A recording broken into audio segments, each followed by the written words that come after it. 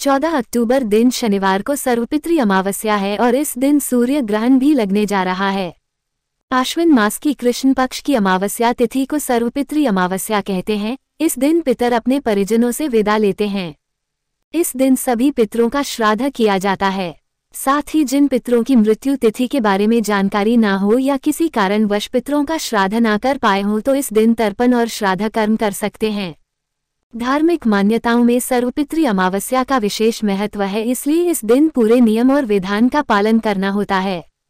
साथ ही कुछ विशेष बातों का ध्यान रखना होता है। आइए जानते हैं सर्वपितृ अमावस्या के दिन ऐसी कौन सी चीज है जो भूलकर भी नहीं करनी चाहिए। सर्वपितृ अमावस्या के दिन भूलकर भी सुबह या रात के समय श्राद्ध कर्म या तर्पण नहीं करना चाहिए। पितृपक्ष में श्राद्ध हमेशा दोपहर के समय ही किए जाते हैं।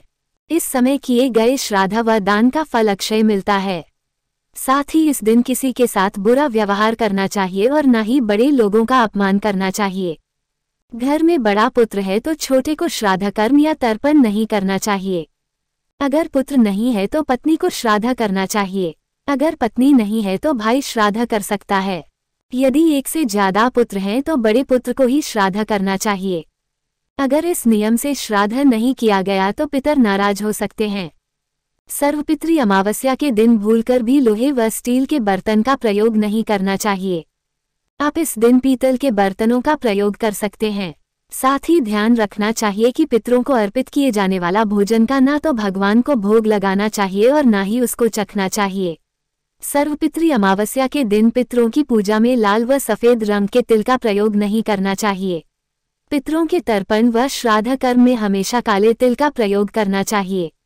साथ ही ध्यान रखें कि पितरों को हमेशा अंगूठे से जल व अन्न दिया जाता है। पितरों को अन्न जल उंगली से ना दें।